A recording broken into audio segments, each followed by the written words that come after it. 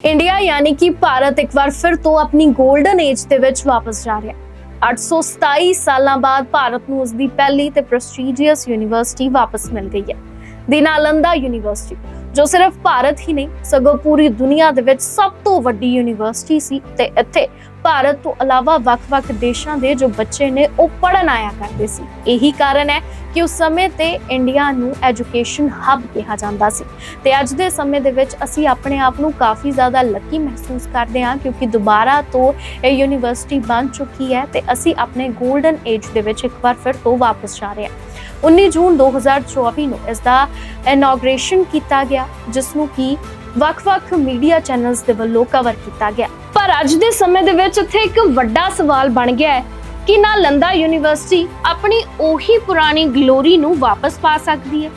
ਅੱਜ ਦੁਨੀਆ ਦੇ ਵਿੱਚ ਸਮਾਂ ਕਾਫੀ ਅੱਗੇ ਨਿਕਲ ਚੁੱਕਾ ਹੈ, ਲੋਕ ਅੱਗੇ ਵਧ ਗਏ ਨੇ ਤੇ ਜਿੱਥੇ ਗੱਲ ਕੀਤੀ ਜਾਵੇ ਹੁਣ ਨਵੇਂ ਇਨਫਰਾਸਟ੍ਰਕਚਰ ਦੀ ਕੀ ਇਹ ਇੰਨਾ ਕੈਪੇਬਲ ਹੋ ਪਾਵੇਗਾ ਕਿ ਵੱਖ-ਵੱਖ ਦੇਸ਼ਾਂ ਤੋਂ ਦੁਨੀਆ ਦੇ ਵੱਖ-ਵੱਖ ਖੂੰਜਿਆਂ ਤੋਂ ਜਿਹੜੇ ਸਟੂਡੈਂਟਸ ਨੇ ਉਹ ਪਹਿਲਾਂ ਵਾਂਗ ਇੰਡੀਆ ਦੇ ਵਿੱਚ ਪੜ੍ਹਨ ਆਉਣ ਤੇ ਕੀ ਸਾਡਾ ਦੇਸ਼ ਦੁਨੀਆ ਭਰ ਦੇ ਵਿੱਚ ਇੱਕ ਵਾਰ ਫਿਰ ਤੋਂ ਐਜੂਕੇਸ਼ਨ ਹੱਬ ਬਣ ਪਾਏਗਾ। ਪਰ ਇਸ ਦੇ ਨਾਲ-ਨਾਲ ਇੱਕ ਹੋਰ ਗੱਲ ਕਰਦੇ ਹਾਂ। ਤੁਹਾਨੂੰ ਇੱਕ ਵੱਡੀ ਗੱਲ ਦੱਸਾਂਗੀ ਕਿ ਬਖਤਿਆਰ ਖਿਲਜੀ ਦੇ ਵੱਲੋਂ ਨਾਲੰਦਾ ਯੂਨੀਵਰਸਿਟੀ ਨੂੰ ਸਾੜ ਦਿੱਤਾ ਗਿਆ ਸੀ। ਪਰ ਇਹ ਗੱਲ ਬਹੁਤ ਘੱਟ ਲੋਕ ਜਾਣਦੇ ਨੇ ਕਿ ਯੂਨੀਵਰਸਿਟੀ ਸਾੜਨ ਤੋਂ ਪਹਿਲਾਂ ਉਸਨੂੰ ਇੱਕ ਖਤਰਨਾਕ ਬਿਮਾਰੀ ਹੋਈ ਸੀ ਜਿਸ ਦਾ ਇਲਾਜ ਉਹਨੂੰ ਪੂਰੀ ਦੁਨੀਆ ਦੇ ਵਿੱਚ ਕਿਤੇ ਵੀ ਨਹੀਂ ਮਿਲਿਆ। ਸਿਰਫ ਨਾਲੰਦਾ ਯੂਨੀਵਰਸਿਟੀ ਦੇ ਵਿੱਚ ਇਸ ਬਿਮਾਰੀ ਦਾ ਇਲਾਜ ਮਿਲਿਆ। ਜੀ ਬਿਲਕੁਲ, ਖਿਲਜੀ ਨੇ ਇਸੇ ਗਿਆਨ ਤੇ ਆਪਣਾ ਇਲਾਜ ਕਰਵਾਇਆ ਤੇ ਠੀਕ ਹੋ ਗਿਆ। ਪਰ ਫਿਰ ਵੀ ਉਸ ਦੇ ਵੱਲੋਂ ਇਸ ਯੂਨੀਵਰਸਿਟੀ ਨੂੰ ਕਿਉਂ ਸਾੜਿਆ ਗਿਆ, ਅੱਜ ਦੇ ਸਮੇਂ ਦੇ ਵਿੱਚ ਇਹ ਬਹੁਤ ਵੱਡਾ ਸਵਾਲ ਬਣਿਆ ਹੋਇਆ। ਪਰ ਇੱਥੇ ਇੱਕ ਹੋਰ ਚੀਜ਼ ਹੈ ਕਿ ਤੁਸੀਂ ਰੀਸੈਂਟਲੀ ਐਕਸ ਦੇ ਉੱਤੇ ਇੱਕ ਹੈਸ਼ਟੈਗ ਟ੍ਰੈਂਡ ਕਰਦਾ ਹੋਇਆ ਵੇਖਿਆ ਹੋਵੇਗਾ ਕਿ #Brahmin burnt Nalanda ਜੋ ਯੂਨੀਵਰਸਿਟੀ ਦੇ ਇਨੋਗ੍ਰੇਸ਼ਨ ਵਾਲੇ ਦਿਨ ਵੀ ਕਾਫੀ ਟ੍ਰੈਂਡ ਕਰ ਰਿਹਾ ਸੀ ਕਿਉਂਕਿ ਕਈ ਲੋਕਾਂ ਦਾ ਕਹਿਣਾ ਹੈ ਕਿ ਖਿਲਜੀ ਨੇ ਨਹੀਂ ਸਗੋਂ ਹਿੰਦੂਆਂ ਦੇ ਵੱਲੋਂ ਯੂਨੀਵਰਸਿਟੀ ਨੂੰ ਸਾੜ ਦਿੱਤਾ ਗਿਆ ਸੀ ਕਿਉਂਕਿ ਇਹ ਬੁੱਧਿਸਟ ਯੂਨੀਵਰਸਿਟੀ ਸੀ। ਪਰ ਕੀ ਸੱਚ ਹੈ ਕੀ ਝੂਠ ਹੈ ਉਹਦੇ ਬਾਰੇ ਜਾਣਨ ਦੇ ਲਈ ਸਾਨੂੰ ਥੋੜਾ ਜਿਹਾ ਇਤਿਹਾਸ ਦੇ ਵਿੱਚ ਜਾਣਾ ਪਵੇਗਾ। ਤੇ ਹੁਣ ਚੱਲਦੇ ਹਾਂ 427ਵੀਂ ਸਦੀ ਦੇ ਵਿੱਚ ਜਦ ਇਹ ਸਮਾਂ ਸੀ ਗੁਪਤਾ ਇੰਪੀਰੀਅਰ ਦੇ ਕੁਮਾਰ ਗੁਪਤਾ ਦਾ, ਜਦ ਇਹ ਗੁਪਤਾ ਇੰਪੀਰੀਅਰ ਆਪਣੇ ਪੀਕ ਤੇ ਸੀ। ਉਸ ਸਮੇਂ ਇਹਨਾਂ ਦੇ ਵੱਲੋਂ ਰਾਜਗ੍ਰਹਿ ਜੋ ਹੁਣ ਦੇ ਸਮੇਂ ਦੇ ਵਿੱਚ ਰਾਜਗੀਰ ਆ ਉੱਥੇ ਯੂਨੀਵਰਸਿਟੀ ਬਣਾਈ ਜਿੱਥੇ ਪੂਰੀ ਦੁਨੀਆ specially China, Mongolia, Korea, Tibet ਦੇ ਹੋਰ ਦੇਸ਼ਾਂ ਤੋਂ ਸਟੂਡੈਂਟ ਪੜ੍ਹਨ ਦੇ ਲਈ ਆਉਂਦੇ ਸੀ। ਇੱਦਾਂ ਦੱਸਿਆ ਜਾਂਦਾ ਹੈ ਕਿ ਇੱਥੇ ਐਡਮਿਸ਼ਨ ਤੋਂ ਪਹਿਲਾਂ ਜੋ ਐਂਟਰੈਂਸ ਐਗਜ਼ਾਮ ਹੁੰਦਾ ਸੀ ਉਹ ਗੇਟਕੀਪਰਸ ਦੇ ਵੱਲੋਂ ਲਿਆ ਜਾਂਦਾ ਸੀ ਜਿਨ੍ਹਾਂ ਨੂੰ ਅਲੱਗ-ਅਲੱਗ ਲੈਂਗੁਏਜ ਦੀ ਨੌਲੇਜ ਹੁੰਦੀ ਸੀ ਤੇ ਉਹ ਸਟੂਡੈਂਟਸ ਜਿਹੜੇ ਕਿ ਭਾਸ਼ਾ ਦੇ ਵਿੱਚ ਸਵਾਲ ਪੁੱਛੇ ਜਾਂਦੇ ਸੀ ਉਹਨਾਂ ਦਾ ਸਹੀ ਜਵਾਬ ਦਿੰਦੇ ਸੀ ਫਿਰ ਉਹਨਾਂ ਨੂੰ ਇੱਥੇ ਐਂਟਰੀ ਮਿਲ ਜਾਂਦੀ ਸੀ। ਹੁਣ ਤੁਸੀਂ ਇੱਕ ਪਲ ਦੇ ਲਈ ਸੁਣ ਕੇ ਹੈਰਾਨ ਹੋ ਜਾਓਗੇ ਕਿ ਗੇਟਕੀਪਰਸ ਟੈਸਟ ਕਿਉਂ ਲੈਂਦੇ ਸੀ, ਪਰ ਇੱਥੇ ਸੋਚਣ ਵਾਲੀ ਗੱਲ ਹੈ ਕਿ ਉਸ ਸਮੇਂ ਦੇ ਵਿੱਚ ਨਾਲੰਦਾ ਯੂਨੀਵਰਸਿਟੀ ਦੇ ਗੇਟਕੀਪਰਸ ਇੰਨੇ ਜ਼ਿਆਦਾ ਪੜ੍ਹੇ ਲਿਖੇ ਹੋਏ ਸੀ ਕਿ ਐਂਟਰੈਂਸ ਟੈਸਟ ਉਹਨਾਂ ਦੇ ਵੱਲੋਂ ਲਿੱਤਾ ਜਾਂਦਾ ਸੀ। ਹੁਣ ਤੁਸੀਂ ਇੱਥੇ ਖੁਦ ਹਿਸਾਬ ਲਗਾ ਸਕਦੇ ਹੋ ਕਿ ਜੇ ਗੇਟਕੀਪਰ ਇੰਨੇ ਪੜ੍ਹੇ ਲਿਖੇ ਹੋਣਗੇ ਤਾਂ ਨਾਲੰਦਾ ਯੂਨੀਵਰਸਿਟੀ ਦੇ ਵਿੱਚ ਜਿਹੜੇ ਪ੍ਰੋਫੈਸਰ ਸੀ ਉਹਨਾਂ ਨੂੰ ਕਿੰਨੀ ਕੁ ਨੌਲੇਜ ਹੋਏਗੀ। ਹੁਣ ਗੱਲ ਕਰਦੇ ਹਾਂ ਉਸ ਸਮੇਂ ਤੇ ਯੂਨੀਵਰਸਿਟੀ ਦੇ ਵਿੱਚ 10,000 ਬੱਚੇ ਤੇ 2,000 ਟੀਚਰ ਹੁੰਦੇ ਸੀ। 7 ਬੱਚਿਆਂ ਦਾ ਇੱਕ ਟੀਚਰ ਹੁੰਦਾ ਸੀ। ਯੂਨੀਵਰਸਿਟੀ ਦੇ ਵਿੱਚ ਉਸ ਵੇਲੇ 10 ਤੋਂ 11 ਗ੍ਰੈਂਡ ਕਲਾਸਰੂਮ ਹੁੰਦੇ ਸੀ। ਇਹ ਕਲਾਸ ਕੁਝ ਇਸ ਤਰ੍ਹਾਂ ਸੀ ਕਿ ਜਿੱਥੇ ਇੱਕ ਸਾਈਡ ਦੇ ਉੱਤੇ ਰਾਈਟ ਸਾਈਡ ਦੀ ਗੱਲ ਕਰਦੇ ਹਾਂ ਜਿੱਥੇ ਕਿ ਬੱਚਿਆਂ ਦੇ ਰਹਿਣ ਦੇ ਲਈ ਕਮਰੇ ਬਣੇ ਹੁੰਦੇ ਸੀ। ਸੈਂਟਰ ਦੇ ਵਿੱਚ ਇੱਕ ਵੱਡਾ ਹਾਲ ਹੁੰਦਾ ਸੀ ਜਿੱਥੇ ਕਿ ਡਿਸਕਸ਼ਨਾਂ ਕਰਵਾਈਆਂ ਜਾਂਦੀਆਂ ਸੀ। ਇੱਥੇ ਸਾਇੰਸ, ਮੈਡੀਸਿਨ, ਫਿਲਾਸਫੀ, ਲਿਟਰੇਚਰ ਵਰਗੇ ਜੇ ਕਹੀਏ ਤਾਂ ਵੱਖ-ਵੱਖ ਸਬਜੈਕਟਾਂ ਬਾਰੇ ਨੌਲੇਜ ਦਿੱਤੀ ਜਾਂਦੀ ਸੀ ਤੇ ਉਸ ਵੇਲੇ ਦੇ ਰਾਜ ਨੂੰ ਯੂਨੀਵਰਸਿਟੀ ਤੋਂ ਦੂਰ ਰੱਖਿਆ ਜਾਂਦਾ ਸੀ। ਇਸ ਕਰਕੇ ਦੂਰ ਰੱਖਿਆ ਜਾਂਦਾ ਸੀ ਕਿ ਜਿਹੜੇ ਇੱਥੇ ਦੇ ਆਚਾਰਯ ਨੇ ਉਹ ਆਪਣੇ ਆਪ ਹੀ ਯੂਨੀਵਰਸਿਟੀ ਨੂੰ ਸਹੀ ਤਰੀਕੇ ਦੇ ਨਾਲ ਸੰਭਾਲਣਗੇ। ਪੋਲੀਟੀਕਲ ਜੇ ਕਹੀਏ ਤਾਂ ਗੱਲਬਾਤ ਤੋਂ ਇਸ ਯੂਨੀਵਰਸਿਟੀ ਨੂੰ ਦੂਰ ਰੱਖਣ ਦੀਆਂ ਕੋਸ਼ਿਸ਼ਾਂ ਕੀਤੀਆਂ ਜਾਂਦੀਆਂ ਸੀ। ਦੱਸਿਆ ਗਿਆ ਹੈ ਕਿ ਜਿਹੜੇ ਉੱਥੇ ਦੇ ਆਚਾਰਯ ਸੀ ਉਹਨਾਂ ਦੇ ਵੱਲੋਂ ਆਸ-ਪਾਸ ਦੇ 200 ਪਿੰਡਾਂ ਦੇ ਵਿੱਚੋਂ ਮਿਲਣ ਵਾਲੇ ਪੈਸਿਆਂ ਦੇ ਨਾਲ ਇੱਥੇ ਯੂਨੀਵਰਸਿਟੀ ਦਾ ਖਰਚਾ ਕੀਤਾ ਜਾਂਦਾ ਸੀ। ਐਜੂਕੇਸ਼ਨ ਨੂੰ ਪੋਲਿਟਿਕਸ ਤੋਂ ਬਹੁਤ ਦੂਰ ਰੱਖਿਆ ਗਿਆ ਸੀ। ਆਰਿਆ ਭੱਟ, ਨਾਗਾ ਅਰਜੁਨ, ਧਰਮ ਕੀਰਤੀ ਤੇ ਇਸ ਤੋਂ ਇਲਾਵਾ ਟਿਸੈਂਗ ਇਸੇ ਯੂਨੀਵਰਸਿਟੀ ਤੋਂ ਪੜ੍ਹੇ ਨੇ। ਹੁਣ ਤੁਸੀਂ ਸੁਣ ਕੇ ਹੈਰਾਨ ਹੋਗੇ ਕਿ ਆਰਿਆਭੱਟ ਜਿਹਨੇ ਜ਼ੀਰੋ ਲੱਭਿਆ ਸੀ, ਜਿਸਨੇ ਜ਼ੀਰੋ ਬਾਰੇ ਲੋਕਾਂ ਨੂੰ ਦੱਸਿਆ ਸੀ, ਜੋ ਕਿ ਅੱਜ ਮੈਥਮੈਟਿਕ ਦੇ ਵਿੱਚ ਬਹੁਤ ਹੀ ਜ਼ਿਆਦਾ ਜ਼ਰੂਰੀ ਹੋ ਚੁੱਕਿਆ ਸੀ, ਉਹ ਤੱਕ ਨਾਲੰਦਾ ਯੂਨੀਵਰਸਿਟੀ ਤੋਂ ਪੜ੍ਹਿਆ ਸੀ। ਤੇ ਹੁਣ ਇੱਥੇ ਸਵਾਲ ਆਹੀ ਬਣ ਰਿਹਾ ਹੈ ਕਿ ਐਡੀ ਵੱਡੀ ਯੂਨੀਵਰਸਿਟੀ ਨੂੰ ਸਾੜਿਆ ਕਿਉਂ ਗਿਆ ਸੀ।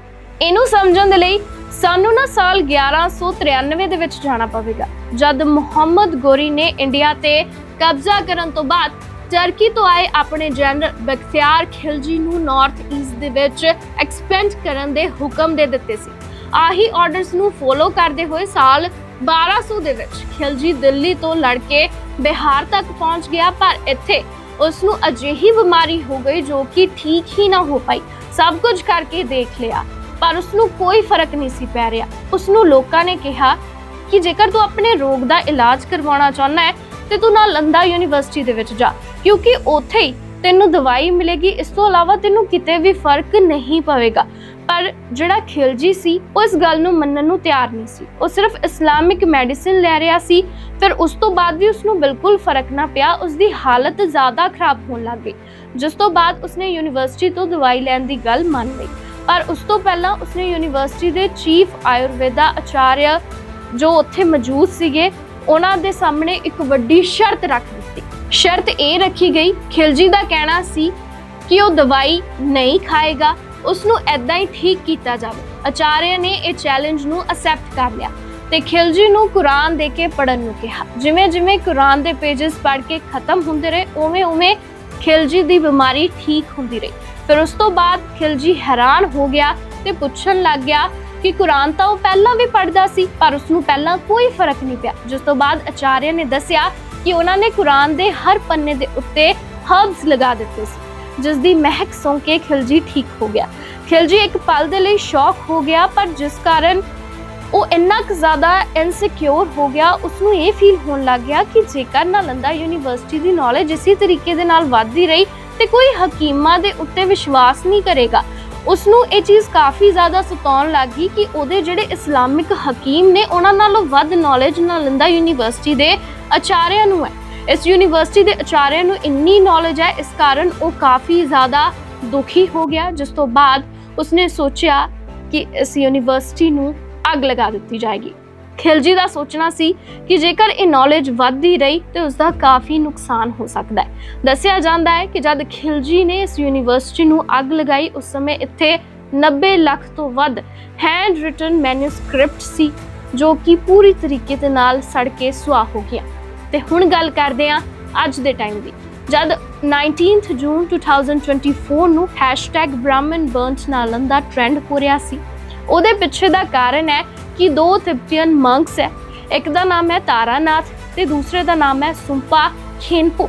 ਇਹਨਾਂ ਦੋਨਾਂ ਦੇ ਵੱਲੋਂ ਆਪਣੀ ਬੁੱਕਸ ਦੇ ਵਿੱਚ ਇੱਕ ਕਹਾਣੀ ਲਿਖੀ ਗਈ ਹੈ, ਜਿਸ ਦੇ ਵਿੱਚ ਦੱਸਿਆ ਗਿਆ ਹੈ ਕਿ ਕਾਕੁਤਾ ਸਿੱਧਾ ਜੋ ਇੱਕ ਮਿਨਿਸਟਰ ਹੋਇਆ ਕਰਦਾ ਸੀ, ਉਸਨੇ ਮੌਂਕਸ ਦੇ ਲਈ ਇੱਕ ਸੈਰੇਮਨੀ ਰੱਖੀ, ਜਿਸ ਦੇ ਵਿੱਚ 2 ਹਿੰਦੂ ਬ੍ਰਾਹਮਣ ਆ ਗਏ। ਅਸਲ ਦੇ ਵਿੱਚ ਨਾਲੰਦਾ ਯੂਨੀਵਰਸਿਟੀ ਦੇ ਵਿੱਚ ਇਹ ਸੈਰੇਮਨੀ ਰੱਖੀ ਜਾਂਦੀ ਸੀ।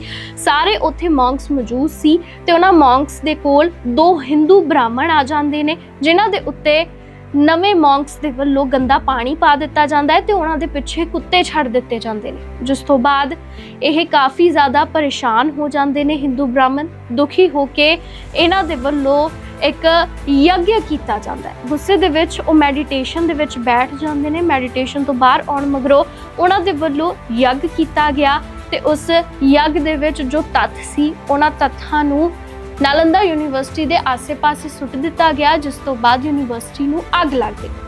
ਇਹ ਤਾਂ ਗੱਲ ਹੋਈ ਇੱਕ ਬੁੱਕ ਦੀ। ਤੇ ਹੁਣ ਜੇਕਰ ਦੂਸਰੀ ਬੁੱਕ ਦੀ ਗੱਲ ਕੀਤੀ ਜਾਵੇ, ਜੋ ਕਿ ਖੈਂਪੋ ਦੇ ਵੱਲੋਂ ਲਿਖੀ ਗਈ ਹੈ, ਉਸ ਬੁੱਕ ਦੇ ਵਿੱਚ ਦੱਸਿਆ ਗਿਆ ਹੈ ਕਿ ਜਦ ਮੌਂਕਸ ਨੇ ਗੰਦਾ ਪਾਣੀ ਬ੍ਰਾਹਮਣਾਂ ਦੇ ਉੱਤੇ ਸਿੱਟਿਆ ਤੇ ਉਹ ਗੁੱਸੇ ਦੇ ਵਿੱਚ ਆ ਗਏ, ਜਿਸ ਤੋਂ ਬਾਅਦ ਉਹਨਾਂ ਦੇ ਵੱਲੋਂ ਤੁਰੰਤ ਅੱਗ ਲਗਾ ਦਿੱਤੀ ਗਈ। ਪਰ ਅਸੀਂ ਇਸ ਚੀਜ਼ ਨੂੰ ਬਲਾਈਂਡਲੀ ਬਿਲੀਵ ਨਹੀਂ ਕਰ ਸਕਦੇ। ਇਸ ਦੇ ਪਿੱਛੇ ਦੇ ਜਿਹੜੇ ਫੈਕਟਸ ਨੇ ਉਹ ਸਾਨੂੰ ਚੈੱਕ ਕਰਨੇ ਪੈਣਗੇ।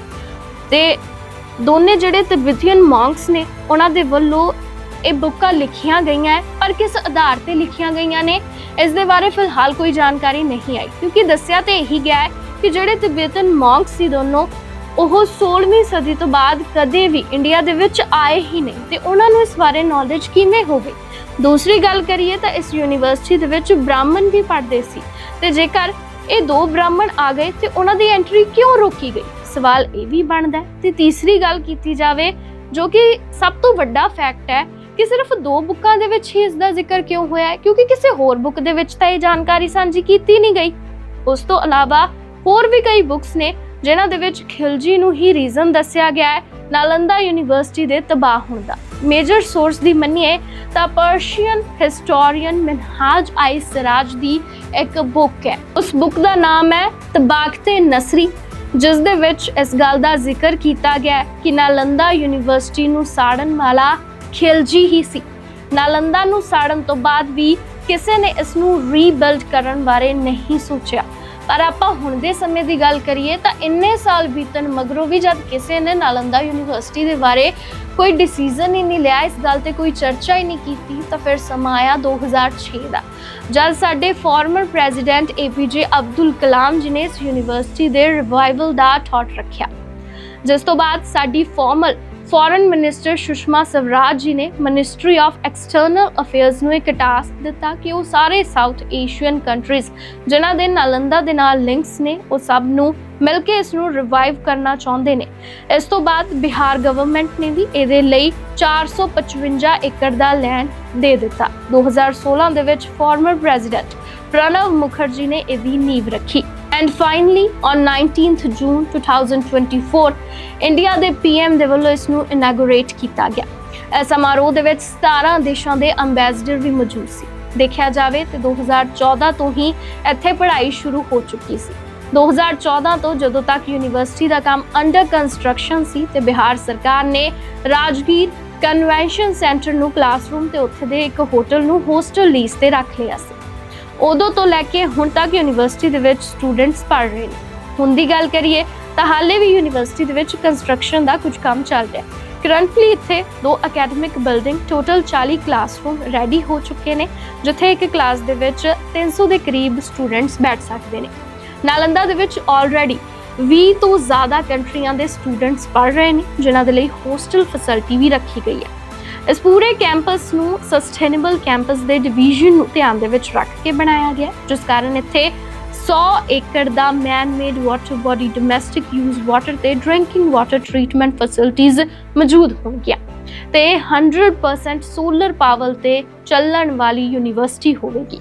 ਇਸ ਤੋਂ ਇਲਾਵਾ ਯੂਨੀਵਰਸਿਟੀ ਦੇ ਵਿੱਚ ਏਸ਼ੀਆ ਦੀ ਸਭ ਤੋਂ ਵੱਡੀ ਲਾਇਬ੍ਰੇਰੀ ਵੀ ਹੋਵੇਗੀ ਤੇ ਆਉਣ ਵਾਲੇ ਮਾਰਚ 2025 ਨੂੰ ਨਾਲੰਦਾ ਫੁੱਲ ਫਲੈਜਡ ਆਪਰੇਸ਼ਨਲ ਹੋ ਜਾਏਗਾ। ਇੰਡੀਆ ਦੇ ਵਿੱਚ ਨਾਲੰਦਾ ਯੂਨੀਵਰਸਿਟੀ ਦੁਬਾਰਾ ਬਣਨ ਦੇ ਨਾਲ ਸਾਡੇ ਦੇਸ਼ ਨੂੰ ਕਾਫੀ ਜ਼ਿਆਦਾ ਫਾਇਦਾ ਹੋਏਗਾ, ਕਿਉਂਕਿ ਸਾਡੇ ਦੇਸ਼ ਦੇ ਆਸ-ਪਾਸ ਜੋ ਹੋਰ ਦੇਸ਼ ਨੇ ਉੱਥੇ ਦੇ ਜਿਹੜੇ ਵਿਦਿਆਰਥੀ ਹੈ ਉਹ ਨਾਲੰਦਾ ਯੂਨੀਵਰਸਿਟੀ ਦੇ ਵਿੱਚ ਪੜ੍ਹਨ ਆਉਣਗੇ, ਜਿਸ ਕਾਰਨ ਭਾਰਤ ਦੇ ਇਹਨਾਂ ਦੇਸ਼ਾਂ ਦੇ ਨਾਲ ਸੰਬੰਧ ਕਾਫੀ ਜ਼ਿਆਦਾ ਵਧੀਆ ਹੋਣਗੇ ਤੇ ਇੰਡੀਆ ਦੇ ਵਿੱਚ ਇਸ ਵੇਲੇ ਵੱਖ-ਵੱਖ ਥਾਵਾਂ ਤੋਂ ਲੋਕ ਇੱਥੇ ਪੜ੍ਹਨ ਦੇ ਲਈ ਆ ਰਹੇ ਨੇ ਤੇ ਇੱਥੇ ਇੰਡੀਆ ਇੱਕ ਵਾਰ ਫਿਰ ਤੋਂ ਆਪਣੇ ਆਪ ਨੂੰ ਪੋਜੀਸ਼ਨ ਕਰ ਰਿਹਾ ਹੈ ਐਜੂਕੇਸ਼ਨ ਹੱਬ ਬਣਨ ਦੇ ਲਈ, ਜੋ ਕਿ ਅਸੀਂ ਪਹਿਲੇ ਸਮੇਂ ਤੇ ਹੋਇਆ ਕਰਦੇ ਸੀ। ਤੇ ਇਸ ਪੂਰੇ ਮਾਮਲੇ ਸੰਬੰਧੀ 15 ਅਗਸਤ ਨੂੰ ਦੇਸ਼ ਦੇ ਪ੍ਰਧਾਨ ਮੰਤਰੀ ਨਰਿੰਦਰ ਮੋਦੀ ਦੇ ਵੱਲੋਂ ਲੋਕਾਂ ਨੂੰ ਸੰਬੋਧਨ ਕੀਤਾ ਗਿਆ, ਜਿੱਥੇ ਕਿ ਉਹਨਾਂ ਨੇ ਨਾਲੰਦਾ ਯੂਨੀਵਰਸਿਟੀ ਨੂੰ ਲੈ ਕੇ ਕੁਝ ਅਜਿਹੀਆਂ ਖਾਸ ਗੱਲਾਂ ਕਹੀਆਂ ਜੋ ਤੁਸੀਂ ਵੀ ਜ਼ਰੂਰ ਸੁਣਿਓ। अभी हमने बिहार का हमारा गौरवप्रद इतिहास रहा है, नालंदा यूनिवर्सिटी का पुनर्निर्माण किया है।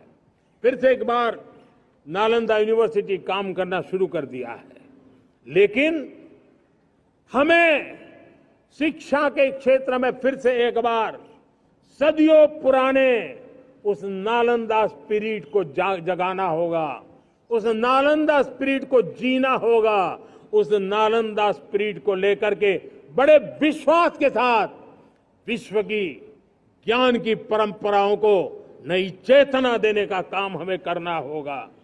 मुझे पक्का विश्वास है कि नई शिक्षा नीति ने मातृभाषा पर बल दिया है।